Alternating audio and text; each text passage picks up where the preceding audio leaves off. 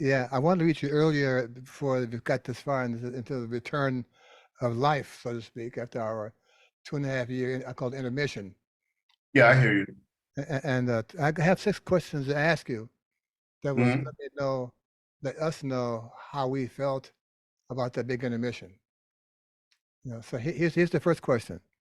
Okay. What's the most important thing you learned during that time of not making gigs? I learned how Here comes a no, hard question. it's coming. It's coming. I didn't know. Yeah, and it's a very important thing. It's tied to everything. I'm married 4 times and I never knew my wife until Wow. the big admission. You go. There you go. And what was really interesting is that we had no place to go. I had to come back home for this operation in Switzerland on a humanitarian flight by way of all places, God help me, Paris. And I had to stay in that Charles de Gaulle airport with homeless people who got stuck in that place for a day because no planes were coming or going, but at least they got me to Paris before I could get a plane to get me to Bern or to even any place in Switzerland. And it was an eye opener, man, I can only imagine. because we were not able to leave, Ron, my apartment for a year and a half. Oh, wow. Okay, so all Fina and I could do was sit in this place, read, talk about what if, blah blah, and watch the friends of the environment who rarely are seen come out to see why it's so quiet out there. I'm talking alligators. All of a sudden, everybody's starting to show up. Oh, wow. And that was not playing. It made me start to think about what else to do without a physical instrument. Yeah, I have my marimba and I started writing a lot of stuff, mistakes and all, just because, Yeah, yeah. you know. And then chuckling and say, God, where'd you get that from? What are you thinking? And I thought about Roland Hannah, yeah, okay, and how you guys would tell me things, and I'd go, they can't be serious, and they'd be yelling at, nah, they can't be serious, nah, they can't. you know. Meanwhile, Tom McIntosh is looking at me, yeah, it must be. This is crazy. Now I understand. Thank you very much. Yeah. For Tom McIntyre, the Cupbearers. For he wrote boy, he wrote some great tunes. I'm sorry that the current musicians don't know that library. 'Cause I doubt that many of them could play the stuff that he wrote, but he's a great writer, and it's nice to know that besides me, you remember those tunes and Tom McIntosh, a great trombone Oh, player as Tom, well. yeah, Mm. yeah. I mean, Tom, yeah, Cupbearers and Smilers Toward None. Well, yeah, all he of that owned stuff. that stuff, man. Yeah, man. Yeah. Mhm. Wow. You've been doing this stuff as long as I have. Did you ever think, Billy, that given every totality of what we're doing, could you still be doing this stuff 50 years later or so, man? 'Cause when I met you, Oh, I didn't think I'd you just live got this out of the long. army. I didn't What? think I. No, WHAT? no, no. I just thought I'll be here as long as I have to be. Not even have to be, as long as I'm allowed to be, Yeah, yeah, and yeah. I'm going to make the best of it as I can. That's all I can do. Yeah. Take my lessons, sometimes take my lumps, but learn from those lessons and try not to make the same mistake twice, which I've done more too often than I would like to. And there's just one particular tune of yours. So it took me 10 years to learn that thing. Yeah. And I'm going, God, that's all it was? Just bum bum bum bum bum bum bum bum bum bum bum bum bum bum bum bum bum Cut and bum. paste. Yeah. Oh, why didn't you say so before? And I Yeah. mean that line would keep coming up. And finally, I got it, and I look at you and went, looking up at the ceiling, like, God help us. Help from above. Damn, man, oh man. Okay. So yeah, it gave me all these feelings. Oh boy, madam. I know. Yeah, you owe me a shirt. Here it comes. So, Did you send me my sample? of course, and they all ask me, where'd you get that, man? I'm going, no, I mean, we'll talk about it. Not now, but we'll talk about it. Okay. All right, so we have the. Okay. Okay. Everybody at once. Yeah. Yeah. I look around like you and wonder not just where the 60 years or so went, but to think that after all that time, I'm still looking the way to get better at doing what I've been doing for 60 years, Yeah, I guess so, huh? Oh, yeah. And I just found a record I made when I first got out of the Army. It wasn't the first record at Rudy's, because your record was the first record at Rudy's. Let's see, it was with Stanley Turrentine, but Gene was playing bass. Stanley Turrentine, McCoy was playing RMI piano and trying to get into electric piano. And I'm going, wow, well, whatever, and then, you gotta try. And I just found that record, man. Stanley Turrentine, Shirley Scott is on some of it, I think. And Gene, bass player, man, big guy. Gene Taylor. Gene Taylor, yeah. And I think Frank Wolf produced that. And it was like, really? Horace somehow set it up and got me Silver got me to do that. And it was the first time I'd ever played with Stanley. But it all came last night, along with finding another record with Jughead and Lee Morgan before Lee died that night. Oh, wow. Yeah, and Charles Erlin, again, at Rudy's. And Where did you find these discs? Huh? What did you find these? Record stores are all gone. I found it. I was just poking around, and I looked on the internet to see if it even existed. And I think it was just in Google, and I didn't look. Okay. I got to find this again somehow, and I know I have it in my collection, and which is not big, but there's some things that I really held dear. And then there was another one. Oh, and then out of nowhere comes McCoy, me, and Stanley Clarke, and I never knew that existed. Wow. Until yesterday. Okay, well, one thing you got to find is a Giblet Gravy with me, you, Giblet Gravy, George me, Benson. George. Yeah, man. It's called Giblet Gravy. With the cover is George in a restaurant. Yeah. And Herbie. And that's right. It was an great record. Yes, a great record, man. Yeah, you got to have that record, man. You got to find it. Yeah. What's the name of the one we did with Hubert? It was Hubert's record, I think, and it was at Rudy's, and that's the first record I ever made. You told me, play this pattern and don't move. That's all I remember. Okay, well, so I have the records. I have the records here somewhere. I could find it for you to give you the title so you can get the record. It was Hubert's record, and it was a free kind of thing you guys were doing on top of it. I'll look for it because I got it here at the house somewhere. Okay. I saw him. They had a memorial out at Rudy's studio honoring his passing, and Hubert came in to play a couple of songs in dedication to the facility. He looks great, man. He's got all gray hair and stuff like that, and he's working in California. He's still doing okay, and looks great, man. Super. Yeah. We'll call him Herbert Hebert. Yeah, I remember that, Herbert. Oh boy, when you get it right, you get it right. It stays forever. Yeah.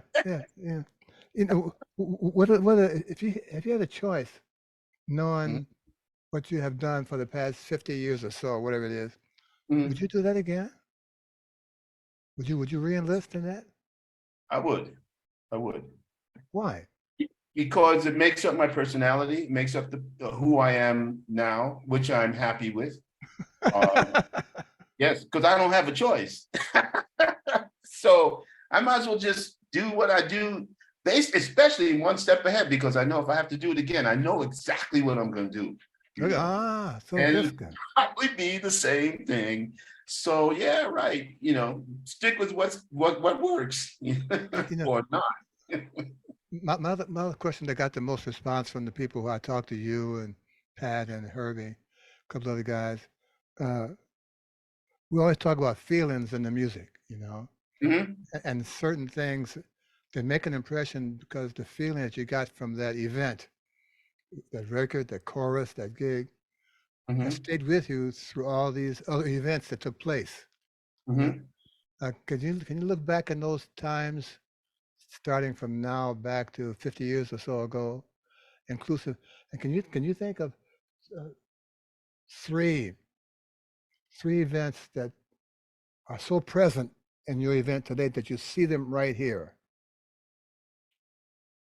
I should be able to do that. I'm going to try. One, interestingly enough, was Billy Cobham moonlighting as an Army uh, spec 5 or spec 4, soon to lose his stripes for getting caught off stage. You know where I'm going with this. Yeah. Yeah. And when I had to explain where I was to my warrant officer, he smiled at me. I can't remember his name because I told him I was working in a band called the New York Jazz Sextet in Missouri. He said, "You were what?" And my base of operations was the United States Army Band, 378th Army Band, Brooklyn Army Terminal, which was under the being constructed Versailles. And he Oh wanted to man. know how the F I ever what? And you got back here just an hour late? For that, you lose a strike. Oh wow. I was on time otherwise, and I was in the band with a whole bunch of other people. I mean, in and out, Cecil Bridgewater, all of us. Yeah, even Grover Washington was in that band or the other band. I can't remember. And we all were moonlighting because I was receiving $122 a month, man. I can't live on that.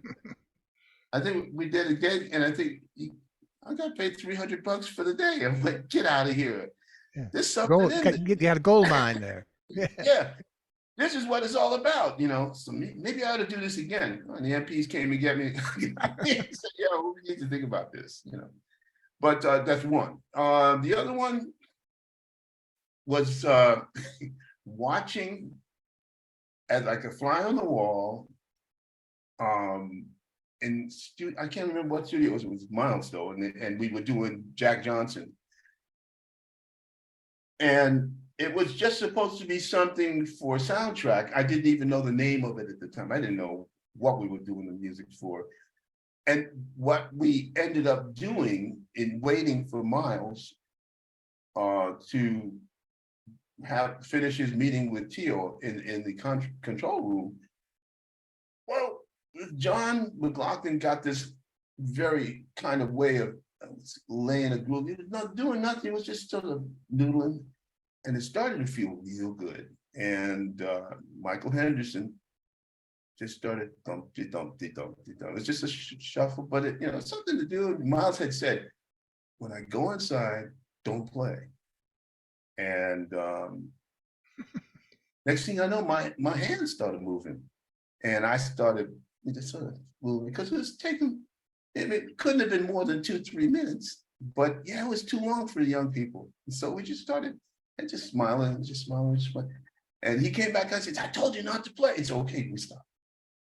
And it was like Peck's Bad Boy or something. We couldn't. Yeah. he went back inside, and he's walking, and they're doing animated and all of this. I sat there and said, man, Lord, I don't need to get into this kind of problem. So let me just be quiet. And then Michael said something like, not what you mean. And he starts to go through this. And I'm going to play when I say I'm going to play. And he's lost it. And and John starts smiling. And he starts playing his groove again. Next thing you know, my hands started moving. And second time, now we got something. And it's roaring. And next, Miles comes out and said, red button. And that's our That made the track. portion. Yeah, that was the track. Coming through the door is Herbie. And he has a bag of groceries with him, which I find extremely funny. But now I'm watching, and I'm just going, I can't believe no one would, if I told anybody this dude would, no. And he has Fat Albert Rotunda in his hand, and he gives it to Miles, and Miles says, play. And Herbie says, triple park downstairs on the street, not double, triple park on 54th Street or something like that. Gotta go. Okay. Miles says, no, you have to play. And he's animated, play. Herbie puts on the bed, goes to play. By this time, Stan Tonko runs over, dives for this Farfisa organ that hadn't been played, that had dust blowing out of it when it was plugged in. And that's when you hear him on Jack Johnson go, and all this cryptic little stuff. He can't figure out what notes are working from which notes are not. And then he put both 4 arms both on the thing and goes, whang. It could never have been done again. It was just one of those things. And I'm just watching, big eyes and everything, on this little 18 by 12-inch bass drum that fits into another bass, everything. And I'm carrying that on the bus, to go on the bus to go home, because I mean, I can't afford to be going across town for more than that. And all of that stuff set up, and I'm just, get out, I'm watching this, and I'm playing on this, and I'm watching this, and I'm going, no, this is really surreal, man. This is surreal. Next thing you know, I hear it's on a record, and I'm going, I can just envision in my mind what went down. That was amazing. Third one, yeah, because I got 4, but 3. The third one really blew me out. It was the first one. I never had an outer body experience before that in my life that I could think of, and it was with Horace Silver at the Copenhagen Jazz Festival. That's when I realized that one of the things that I miss dearly, but also had the honor of being part of that experience, was that I was in a band that played on the average 3 to 4 shows a night. Oh, wow. 6 nights a week, including a Sunday matinee, maybe, or which might be, Lenny's on the Turnpike, we would play 3 weeks. So yeah, we did learn the music. I mean, every night we played the same stuff in terms of the template, but inside, things just kept changing. Of course, with Benny Maupin and John B. and Randy, and for just a split second, Bill Hardman, you couldn't get any more education than that. Every night for 10 months, I was doing this with that band, and that's where I got it. I left the stage, watched myself play Natives Are Restless Tonight in the front row of the band, and scared me to death. It was that tight. Yeah. That's what I got from the Pluck Nickel stuff that you had put out there on that map. Yeah. And the chart. I could not answer the question because the question had already been answered. So all of that all put into one. One of the reasons the gig in Philadelphia and New Jersey would put Linens on the Turnpike, so Philadelphia had a blue law, and there was no music on Sunday. So the matinee was on Saturday night, Saturday afternoon. So you did that. You worked Monday, Tuesday, Wednesday, Thursday, Friday, and Saturday afternoon. You're right. You're right. And I didn't I did that realize gig. that. I did that gig. You know, my first time playing with Cannonball was I was working with Chico Hamilton at a place Uh-huh. across the water from Philly, and Sam Jones was Cannon's bass player at the time. And they had done they were on the road, you know, and came back to Philly by way of New York, and they had done the same thing. They had worked all up to this point, and got to Philadelphia. Shows on Monday, shows on Tuesday, shows on Wednesday, shows on Thursday, shows on Friday, and on Saturday. Well, by Saturday, Sam Jones's hands were shot. They were sore, they had calluses, that stuff, you know. Yeah. I was working with Chico Hamilton at a club near there, and the management, John Levy probably, said that Mhm. Sam Jones was having trouble with his hands, and could I do this set for Cannon? I said, of course. So Mhm. I'm playing Saturday night with Chico, but Saturday afternoon I'm jamming with the Cannonballs band, with Cannon, Nat, may even been Barry Harris at the time. It's Yeah. a Yeah. band, you know. Uh-huh. Well, that was because of the Philadelphia laws at the time, blue laws, didn't Uh-huh. allow music on Right. Sundays, you know. Right. So I know the feeling, and if I were to think back, that would be one of the possible three events or feelings that would come across my mind. Uh, Mhm. Probably the first one would be doing a duo with Jim Hall at a place Mhm. called the Guitar. And that comes Mhm. to mind because this is my first real experience playing just a duo in a public setting with people expecting to hear something special. I You see. know? I mean, I Mhm. knew Jim's sound from earlier records he had made, but we had no Mhm. rehearsal, man. We just kind of figured the tune. And man, Billy, his sound was so pristine, man. I mean, he's a guy who seemingly invented the sound of the guitar with a pick, Uh-huh. you know. And Mhm. I couldn't believe I'm hearing this guy do this all Mhm. night for three 40-minute sets a night back in the day. Mhm. You know? I Mhm. said, wow, I think this guy's stumbled on something. I got to find out what this is, man. Mhm. I He's hear you. starting to really Yeah. play their nice melodies. The arrangements Mhm. aren't complicated, but they work for the tune melody. You know, he just had Mhm. that knack about finding a way to enhance the melody. Hold on, man. It's Mhm. probably my sock broke. Mhm. No problem. I'm here.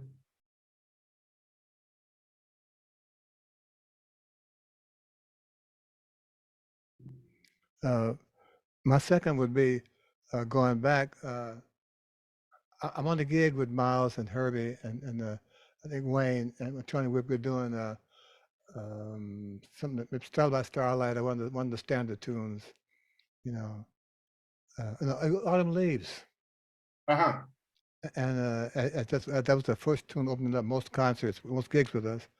And we're doing Miles has the first solo, of course, and then he plays a solo on Lisa's stage, and then Wayne comes in. Mhm. During the course of Wayne's first chorus, I feel someone pulling on my coat.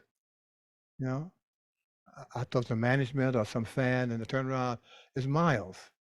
Now we're on a little platform that's like 6 inches off the floor. Right. Right. The mouse is about what 5'9", something like that, Yeah. 5'10" at Yeah. the most. Uh-huh.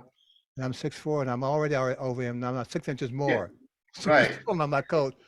Yeah. We're into the second course of Wayne by now, right? Yeah. Right. And this person's so I'm saying what between beats. Yeah. He said, "What's that note?" I said, Miles, it's B flat, but it was B natural, and I can't talk while I'm playing, so don't ask me any more questions. He says, "Okay," and he lets go of my coat, and we start the Wayne's third chorus. Oh, Yeah. stop. Stop. And No. he didn't speak to me on the bandstand after that at all. You know, as you know, he was a wonderful comedian and a great sense of Right. humor. His timing was perfect. You know, and then probably the top of my list would be filling Carnegie Hall. My 80th birthday, I guess it was. Uh-huh. 85th, 85, to Phil Carnegie Hall as an African American jazz bass player, playing filling Carnegie Hall, filling Mhm. Carnegie Hall.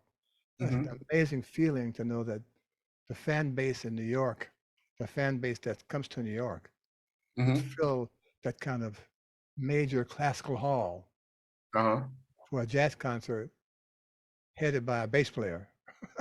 It's amazing. Even as I say it, it's an Mhm. amazing event that's kind of Mhm. right here. You know, it's Mhm. kind of like you and the out of body experience. So it's an Yeah. amazing Yeah. sensation. You Sure. know, Absolutely. And we live for those moments. We don't know when they're going to come up. But when Not they at do, all. man, they're right here, you know? Yeah, yeah. And there's a there's a need. I mean, that's why they don't happen often. They are they are absolute signals of something that either has happened or but is tying into something that's going to bridge across in the future. Yeah, yeah. Yeah. Did you read, have you had the rehearsals since the band, with your band since this, and I call it intermission, but it's over? Have you gotten the band together a couple of times since then? Sure, sure. We What was have it been like? What was it like? What was it like going to work after being off a year and a half? Rejoicing. It was like, yeah, the feeling was because some of the individuals in the band never took the vaccine. Oh, wow. So and because they refused to believe what was written and what was said, they refused, and they just decided to self-isolate and not play another note outside of their building for Oh, that long, man. Oh, man. because they wanted to make sure, in some cases, the one young woman, Camellia, she lives near Lourdes in the Pyrenees, in the mountains, and her parents are French Moroccan, but because she lives on the border, uh, of course they speak Spanish too. They were approaching their 90s at that point, and she was the only child and could not leave them. No one wanted to come out to give the inoculations because they really weren't sure. So of course they had their garden and all of that, and they lived off that. And she stayed and stayed, and she didn't come and play with me for a long time until after that was all, she felt it was comfortable, they felt. And then just a little bit after that, she lost her mother, but her father's still alive. And then there was a guitarist from Scotland, and Dunsmuir. He gave up playing guitar. He went home. He's gone back to driving long vehicles for the British. I mean, he's a truck driver, but Oh, he wow. had such a special thing. And because of the children and all, he wouldn't take the shots either. They stayed home they're up around Aberdeen, and couldn't get him out of the house. Once or twice I can work with him via Zoom and drop in tracks, but he would never leave the house again. Then we just gave it and said, "Oh, this is not going to work, man. You can't. I can't afford to go and leave my family, so I'm going to have to respectfully decline anything else." Yeah. And that was lessons learned. And since then, I mean, I took two. At least there was three of them, as far as I know, in Europe, and we took two booster shots. Finished. Everything's been fine with a little bit of Vicks Vapor Rub, and yeah, little dab will do you here or there. Okay, that's what it's all about, man. Yeah. And but I remember when we played, it was like, well, we're actually doing this again, and back to the same grind of which comes first, the chicken or the egg. Who's the lead player, the guitar player? Oh, come on, And I'm just Uncle Bill. That's for sure. It's that I gotta pay the bill when it's done. What I'm gonna get for it, that's another question. Sure. Yeah. Wow. When I ask that question to, in this case to you, they often ask me, well, what did you do when you went back to work? And I explained to them, I made a pact that when the band meets again on the bandstand, whenever that is, Mm-hmm. the last one to cry gets paid cash. Mm-hmm. Yeah. Okay. Yeah. Cool. That's what we do, man. It's in our shirts, it's in our shoes, it's in our instruments. It's part of us breathing, and to know that the people who are part of that breathing process, the in and out, that are not available for a host of reasons, Right. to finally get together and look to your left and see who you're supposed to see rather than the postman, and you That's right. look to your right and someone other than the Department of Sanitation truck in your neighborhood. Uh, to see the guys who are supposed to be sitting there or guys sitting there, it's quite a new feeling that you haven't received, that you haven't had for a while, you know. Yes.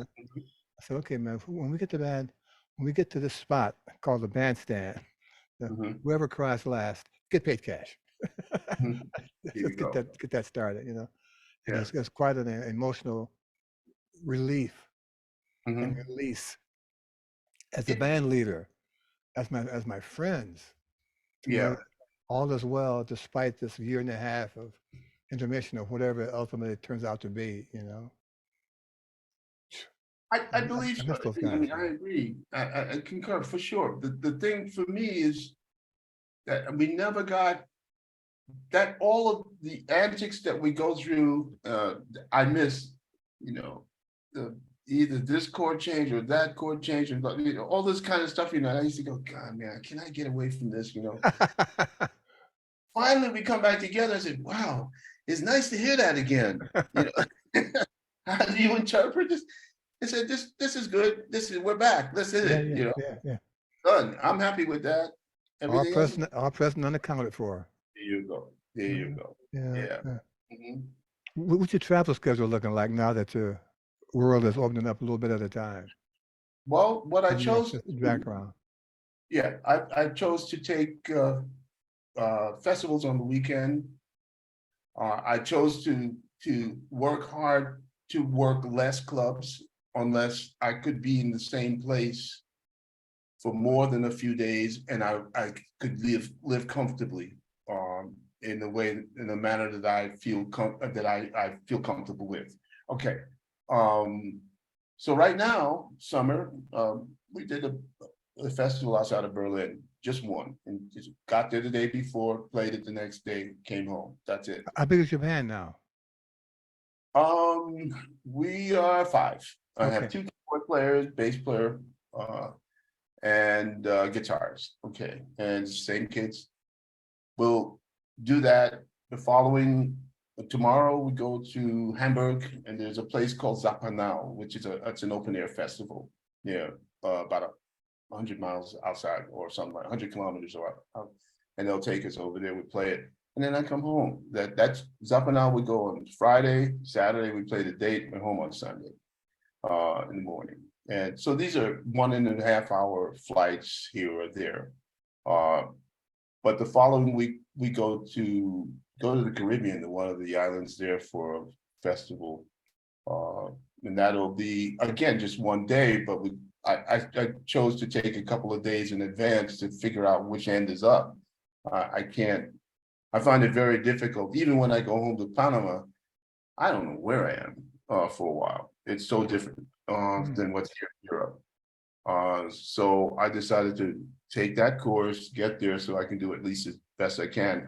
The drum set that Tama may provide for me, oh boy, this would be the next question. You know, what am I going to play on? So I can bring some things in advance, like drum heads, things that I know are essential to at least give me a chance to survive the situation. That's the last one, and then we do San Remo the following weekend in Genoa, and that's it for me. I mean, then August in total is pretty much off. I'm not in September. I need a break. Okay, you remember that you said that drum set, but that's what the drums fit inside each other. Yeah, I did a gig with Mel Lewis at a place called the China Song, and the bandstand was in the middle of a circle. People were eating dinner around the bandstand, you know, and Mel comes in with this basically a trap-sized box, you know, and I'm saying that I'm feeling like I'm watching the circus guy where the clown drives a Volkswagen and about 9 guys get out, you know. I said, I'm seeing that now. So Mel sees this going, takes out the snare and the tom. I said, Mel Lewis, he was the cheapest guy I ever saw, man. Yeah. And it sounded great, man. It sounded really good. Just like Mel, you know. Yeah, it sounded really good, you know. Yeah. I said, wow, this is what we're coming to, huh? I said, okay, well. It only works because you're doing it, believe me, you know. Well, I miss that guy too, man. Jeez. Very much so. You'll learn quite a bit from him. Well, me I too. still, the Zuni singles in China, it's in my bag from Really? Mel. Yeah, Yeah, man. that's home. That's here. Yeah, He played the heck out of it too, man. yeah. Oh, He'll the drumsticks like this some kind of way, man. yeah, And yeah, yeah. every beat, man. So Wonderful. him and I never got the honor or chance to hang out enough with OC or Gus Johnson just to be in their presence. Yeah. You know. Those special guys. Remember, I went to Phoenix to do a concert, and Lewis Nash was playing drums, and the drums Mhm. got left at the airport. And someone knew Gus Johnson was in town who lived not far from there. So I rang him up. I said, Mr. Johnson, I'm Ron Carter, and we're at the gig now, and the drums didn't make it to the airport. Do you have something borrowed? Can you help us out here? He said, well, come by the house and we'll see what we have in my garage for you. And I went by and he gave us Gold mine. a complete drum set to play this. That's Gus Johnson, man. Yeah, yeah, Mr. yeah. Gus Johnson. Yes, sir. Yes, Yeah, sir. and it was just, another immediate lifelong companion of a guy who's up there in the jazz history of music, not just drums, Sure. music, Yeah. In And Panama, Francis, all those cats. yeah, man. It's just something they did because it had to be done. No issue about no deposit necessary. Bring it Mhm, back when you're done. mhm, You just don't lose the cymbal or put the drums, mhm, pack it carefully. And mhm, my man will pick them up or I'll come by at the station or wherever mhm. it was.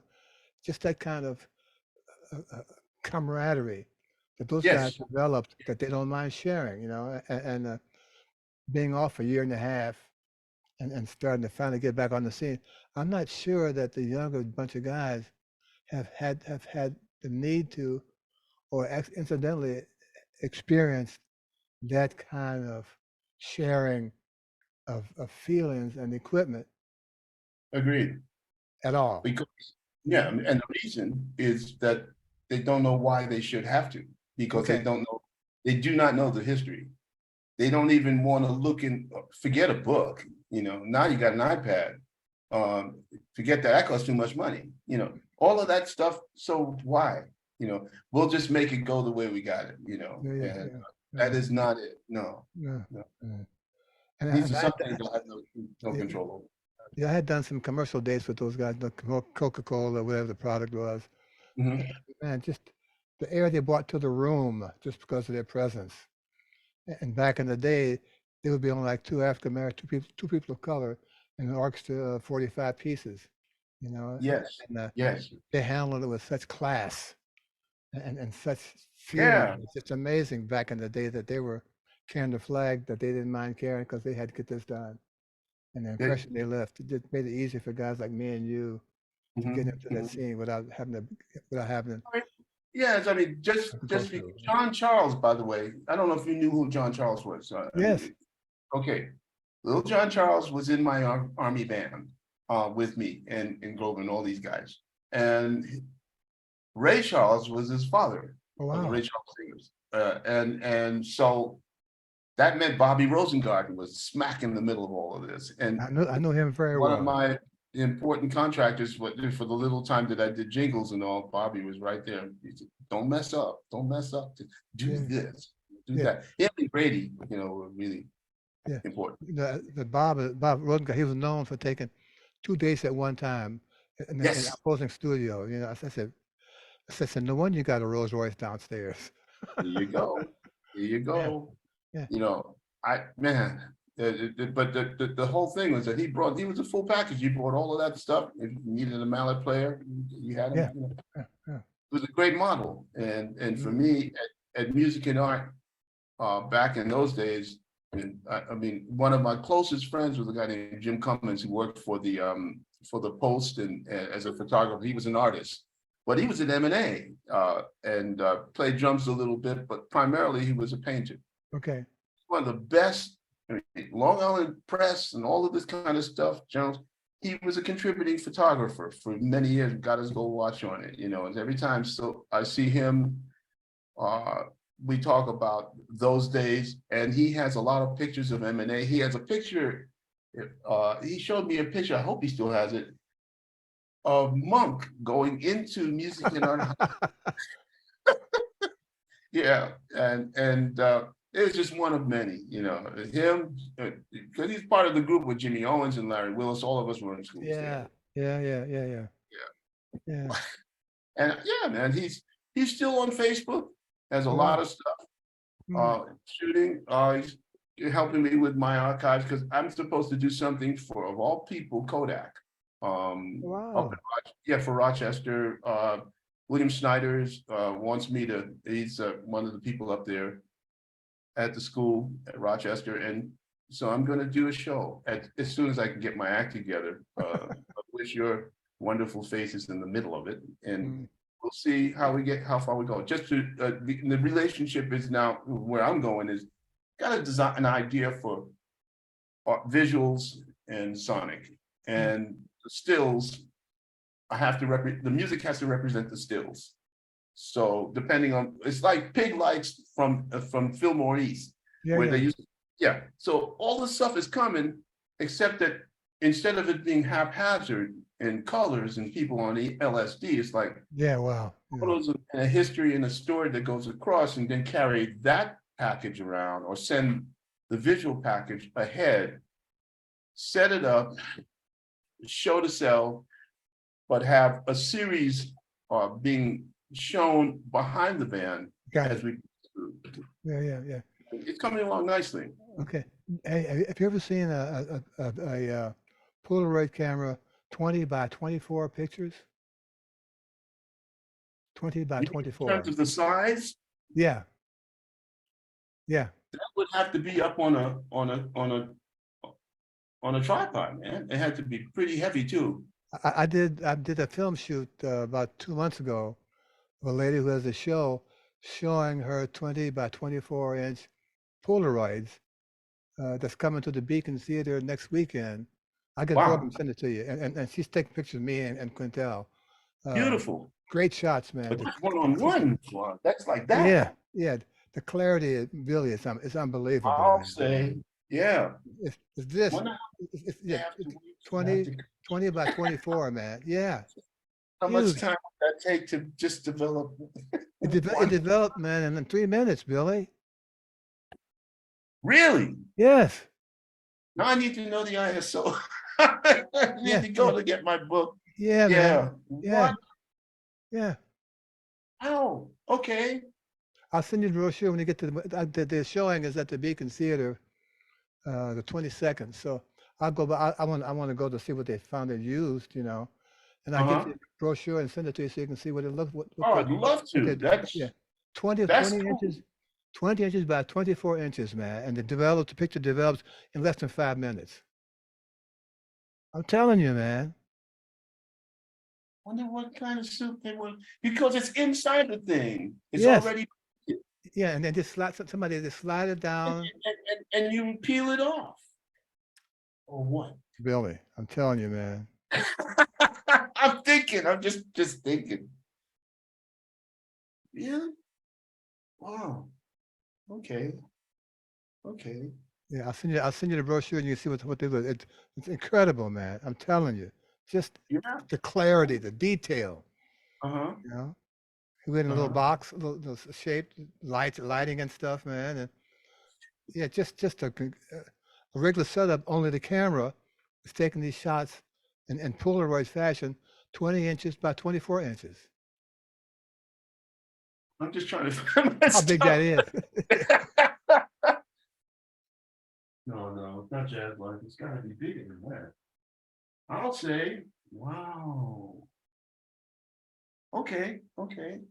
Something to think about. For Yeah, sure. I'll send you the invitation and take a look. If maybe you can go to her site. I'm not sure how that works now, but Okay, if I get a name, drop me a incredible, line. man. Yeah. Drop me- Let me make a note of my calendar here. Send Billy Cobham email.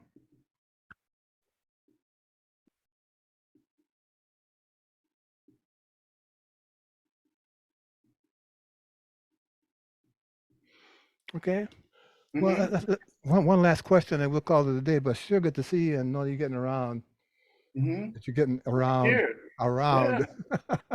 Yeah, that too. Rotund and round.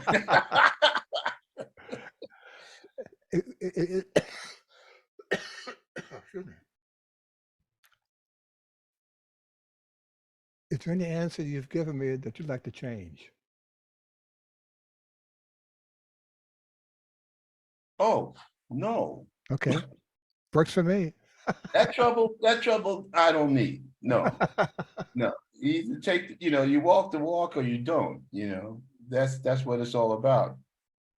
I got a couple of questions for you. Okay. It's like, it's about me and you. So we can, if you're done with this other thing, we can just talk. We can talk now. Okay, good. You coming to my Panama Jazz Festival thing? Yes. Okay. Can you please sign that they need something because they got to buy they're losing their profit. They have to sign or buy these tickets from whoever the company is down there in Panama, whatever it's called, tomorrow, man. Okay, tell them email, not text. Email me the contract to sign, and I'll scan it and send it to them. I thought Whatever they it is. said that they sent it to you already. If they did, I don't recognize that in my Okay, good. text. Stop right there. I will go and get it done. I just wanted to make sure, because if you're not gonna, I'm saying, No, fine, Danilo, it's only a couple of days. Yeah, I talked but to it's Danilo doing that. His wife sent me an email, a text, and I responded, I thought, but I didn't get an email from them that I recognize. Okay. Okay, I- if I I have can to, send I'm an gonna email. have them send it to me and get it and I'll send it to you. I'll take care of it the moment it hits my email. Great, because that's important. And also, please remember what's it? Cut what we're gonna play. It's trio, cut and paste for sure. Because I gotta get that right. Finally. Otherwise, I'll frustrated. I'll send you the lead sheet. Yeah, right. Hopefully it won't be raining. What a terrible thought. Come on. And 81, maybe? Yep. 81. I'll send you the sheets. Yeah. Send it to Danilo needs to have the sheets. I'll send it to you, man. You just be the guy. Okay, then I'll deal with it. Okay, so what I'm gonna do is I'm gonna send you what I'd like us to do. One of the things you play on the record, Me Within You Within Me. It's a couple of ballads in Panama. It's it's real. And because I want to keep it as easy, as straightforward as possible. Okay, what are the dates? January 15 through 20, and you are only on one of those dates. I'm doing my big band book, and I'm doing the Spectrum 50 thing, but it's the trio thing is me and you and Danilo. That's okay. it. All right. Yeah, then by that time, hopefully I can talk to you about what should be coming, which will be a school in my name down there. We got time to do that. Maybe let's get this other project straightened up for January. Yeah. Okay. Good. All righty. Go. I'm good. Billy, me and Quintel send you our love, and you sign love to you both, man. You be careful. Well, we're trying. Yeah. If you come this way, come with us. You're looking great, man. Really. Trying. Yeah. You haven't seen down here yet. Don't talk to heads up. Yeah, I left my wig though. Is Winston there too? He was. They had to run out to get the car or something like.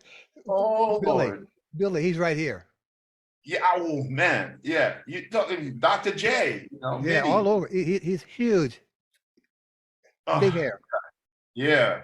Yeah. Okay, man. I want to let you go. I know you got lots to do. Yeah. Okay. Love you. Be safe, and I'll talk to you. Man. Take care. For the next half hour through my email, so I can get this back to you. Okay, no problem. I'm here. Okay. Okay. Bye-bye. Bye-bye. Okay.